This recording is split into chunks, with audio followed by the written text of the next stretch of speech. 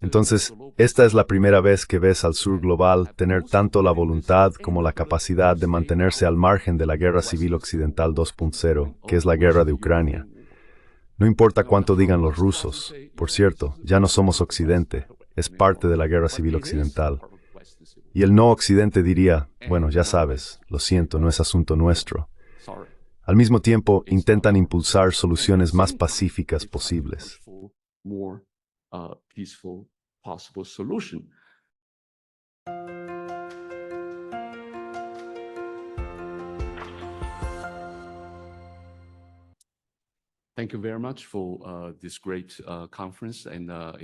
Muchas gracias por esta gran conferencia. Es un placer estar aquí en esta ciudad tan encantadora y hermosa de Kioto, en mi primera visita.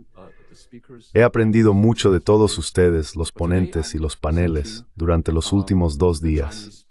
Hoy estoy presentando la posición china sobre la llamada neutralidad con principios, que ha sido controvertida en el ámbito anglosajón, por cierto. Permítanme comenzar con una definición muy rápida de lo que realmente significa la neutralidad con principios para los chinos. Es diferente de la típica neutralidad permanente de la que hemos estado hablando, donde alguien simplemente se aislaría de la diversidad o complejidad del mundo real.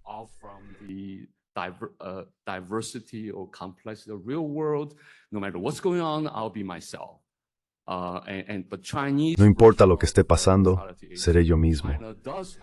Pero la versión china de la neutralidad es que China tiene su propio pensamiento sobre lo que está bien y mal, y también intenta trabajar para promover el fin de la violencia. Por ejemplo, China cree firmemente que el principio de integridad territorial y soberanía de la ONU debe preservarse sin importar qué, y eso es en interés de Ucrania.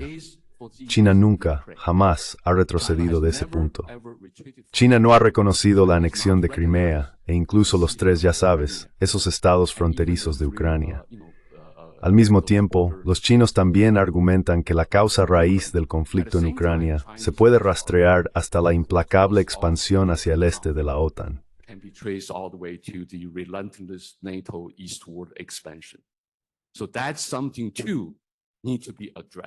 Entonces, eso es algo que necesita ser abordado para lograr una paz duradera, no solo para los rusos, los europeos y los chinos, sino para todo el mundo, en la era de las armas de destrucción masiva y la inteligencia artificial. Hablar sobre quién va a ganar la guerra o que Rusia debe ser derrotada es como hablar sobre quién está ganando el terremoto en la Ciudad de México o el huracán en Carolina del Sur. No hay ganadores. Y particularmente, la alternativa es impensable. Así que esta es la versión china de la neutralidad o la neutralidad con principios. Tenemos nuestras propias creencias u observaciones sobre quién tiene razón y cuál es la fuente del problema.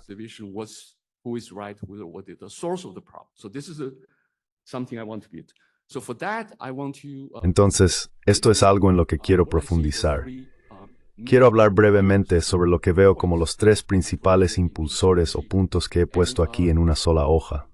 La relación actual entre China y Rusia es un factor importante para la postura neutral de China. El segundo punto importante es situar la neutralidad china en el contexto del ascenso del no occidente o el sur global. El tercero es proporcionar una perspectiva cultural que quizás sea menos conocida desde el exterior. Así que déjame comenzar con mis 3 puntos y luego haber terminado. Número 1. Creo que ahora hay 2 novelas desde la literatura en estudio de la neutralidad china.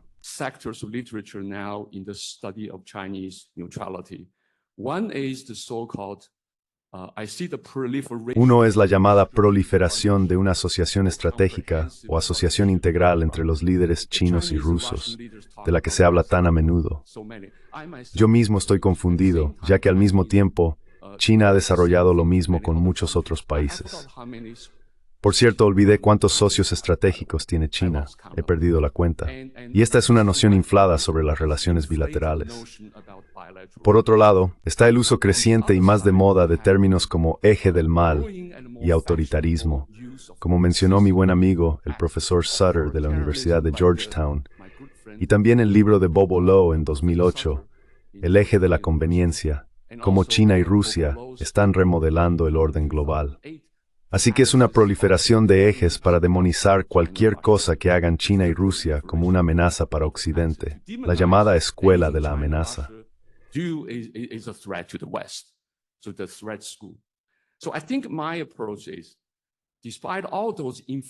Creo que mi enfoque es que, a pesar de todas esas nociones infladas y altamente valoradas de la relación China-Rusia, básicamente Moscú-Pekín ha estado en un estado normal.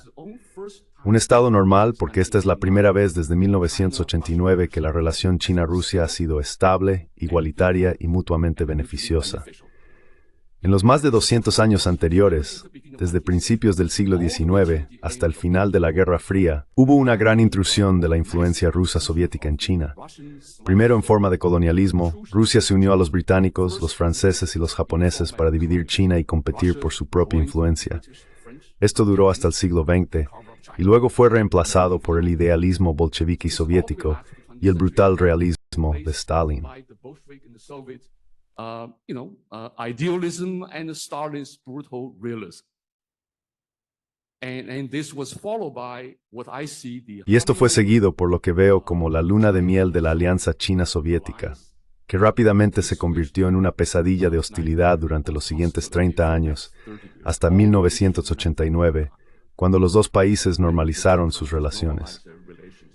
Así que este es un estado normal, cuando las dos partes comienzan a verse como realmente son, no necesariamente como se imaginan.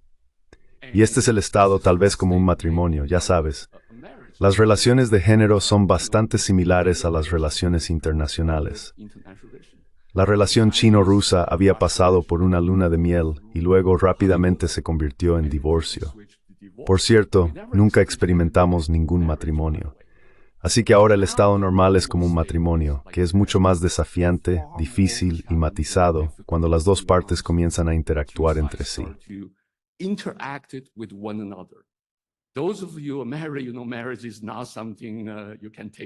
Aquellos de ustedes que están casados saben que el matrimonio no es algo que se pueda dar por sentado. Se necesita compromiso.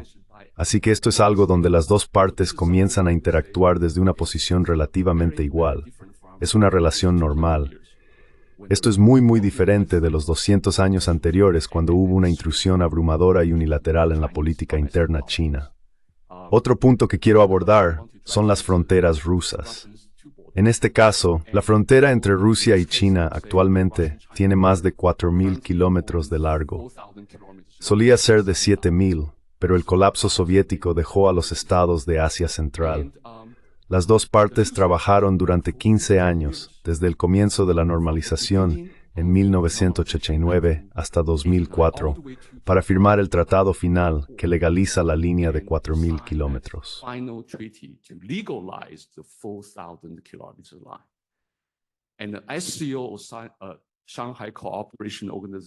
Y la OCS, la Organización de Cooperación de Shanghái, es un vehículo para que las dos partes interactúen entre sí, trabajando junto con los estados de Asia Central para crear una especie de zona de amortiguamiento, una frontera estable e inspeccionarla sobre una nueva base. Así que comenzó de manera muy dolorosa y lenta, y luego finalmente en 2004 eso fue muy importante. Si miras al frente occidental, quiero decir, Ucrania o la frontera occidental de Rusia, es una historia totalmente diferente. Y ahora me pregunto, ¿qué pasaría si Occidente hiciera lo que los chinos hicieron para trabajar con los rusos para estabilizar la frontera? Podrías tener un resultado diferente.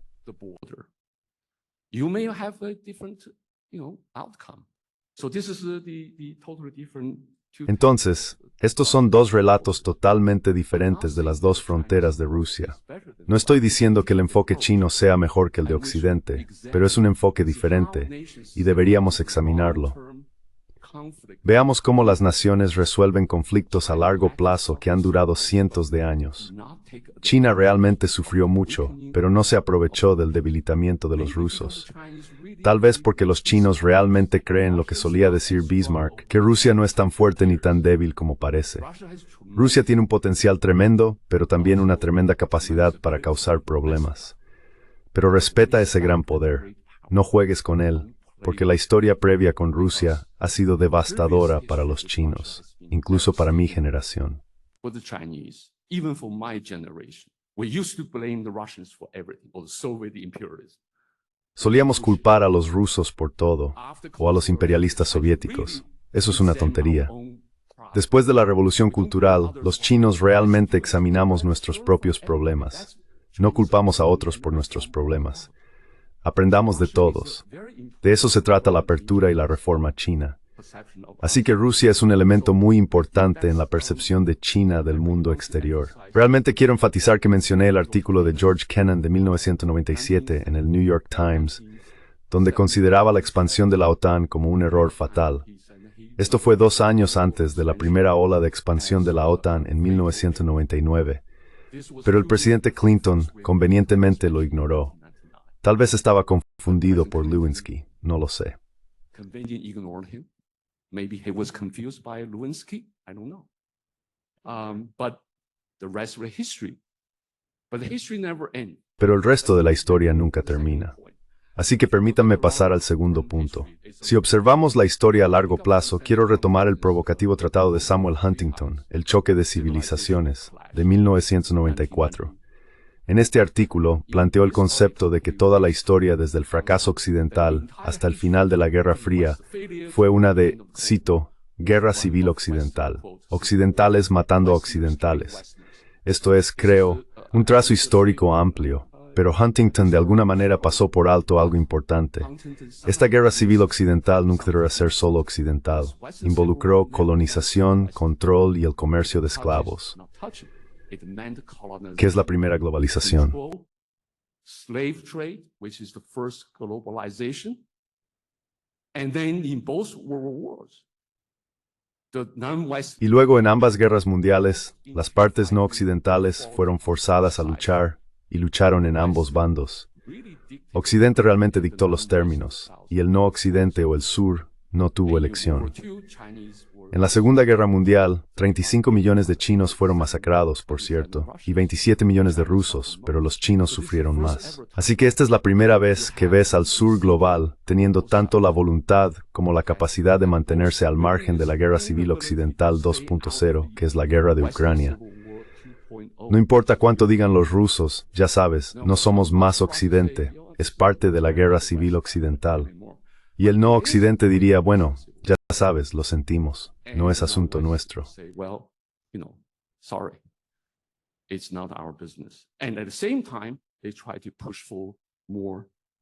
Y al mismo tiempo, intentan impulsar una solución más pacífica posible. Justo el mes pasado, en la conferencia anual de la ONU, se creó el grupo Amigos por la Paz por 13 países no occidentales, incluidos Egipto, Brasil, China y Turquía, tratando de encontrar una tercera vía. Por cierto, hay muchas propuestas en marcha, pero creo que esta es una del sur colectivo, y espero que este sea tal vez uno de los esfuerzos que impulse eso. Así que eso es, creo, y China Presting. Creo que es muy punto de China que han traído estrellada de. Está muy leves, muy lacing with the cuerda desde se lanzó el movimiento de fuerzas no alineadas. When the non-aligned movement was launched, China, Yugoslavia, Egypt, Indonesia. China, Yugoslavia, Egipto e Indonesia se unieron al movimiento de los no alineados, y en 1954, China declaró una política exterior oficialmente independiente tanto del occidente como del bloque soviético. Eso fue en 1982. 40 años después, vemos la continuidad de esta neutralidad en la guerra de Ucrania. No es solo la guerra de Ucrania, sino que China ha estado continuamente alejándose del este y del oeste. Así que esto está dentro del contexto de la situación global. Finalmente quiero pasar al elemento cultural. En 1997, la Cámara de Representantes de los Estados Unidos publicó una resolución para conmemorar los 2500 años desde el nacimiento de Confucio.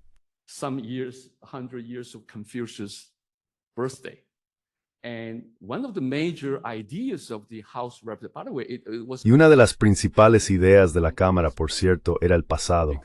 Es asombroso desde el punto de vista actual porque China se ha convertido en el enemigo número 1. A muchas personas todavía les gustan los rusos, por cierto. A muchos habitantes de Ohio les gustaría más Putin que los demócratas. pero China se ha convertido en el enemigo público número uno. Pero esto es solo, ya sabes, 1997. No hagas cosas a los demás si no quieres que los demás te hagan lo mismo. Y hay muchos otros elementos del confucianismo que se defienden en esta resolución. Por ejemplo, como un gran pensador, maestro, filósofo social, bla, bla, bla. Pero esto para mí es algo como el Tratado de Westfalia, ¿verdad? Excepto que fue 1500 años antes del Tratado de Westfalia. No te metas con otros países. Así que esto es algo que diría.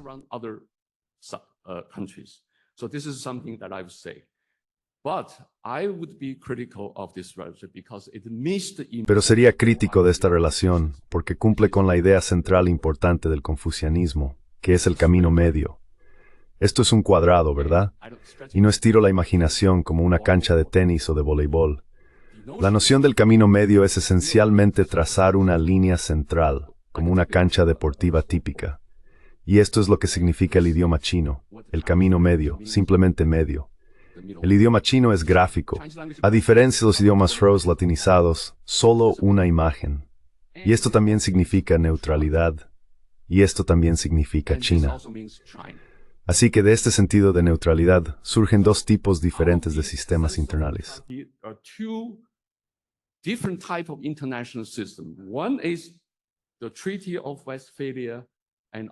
Uno es el Tratado de Westfalia, y en todo el camino ves, las ideas son igualdad y soberanía, y el sistema regional basado en China es jerarquía, según David Kang de la Universidad del Sur de California, y totalmente lo opuesto.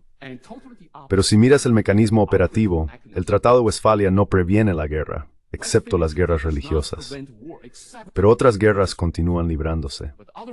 Y del Tratado de Westfalia, a lo largo de esas décadas, 500 entidades independientes en Europa se redujeron a 20. Hubo un gran número de perdedores a pesar de su declarado principio de soberanía e igualdad, ¿de acuerdo? Y tantas guerras occidentales o no occidentales.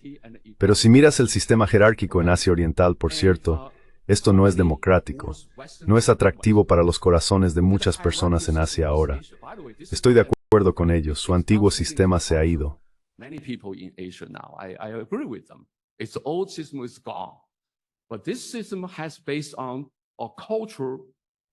Pero este sistema se basa en una cultura y la noción de imparcialidad, lo que significa, según la definición de Henry Kissinger, que la noción china de relaciones internacionales significa imparcialidad, no igualdad, no equilibrio de poder, sino influencia cultural. El resultado del sistema regional chino es notablemente estable, con una falta de guerras interestatales. Así que permítanme terminar mostrando la última diapositiva. Y este es el relato de David Kang. No tienen que leerlo finalmente. Tantas palabras en esta diapositiva. Este es el sistema de Westfalia. Y hay poco o nada interesante, excepto los dos grupos. Las tropas chinas entraron en Corea y Vietnam y finalmente se retiraron. Los chinos se mantuvieron notablemente al margen de interferir en los asuntos internos de otros países. Pero una vez, ¿qué pasó? Asia se convirtió en una zona de guerra. Así que esto es una confusión. Gracias. Confucianism. Thank you.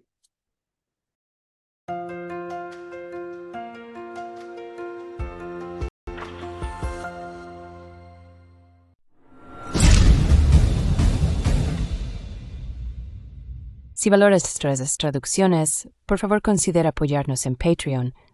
El enlace está en la descripción. Muchas gracias.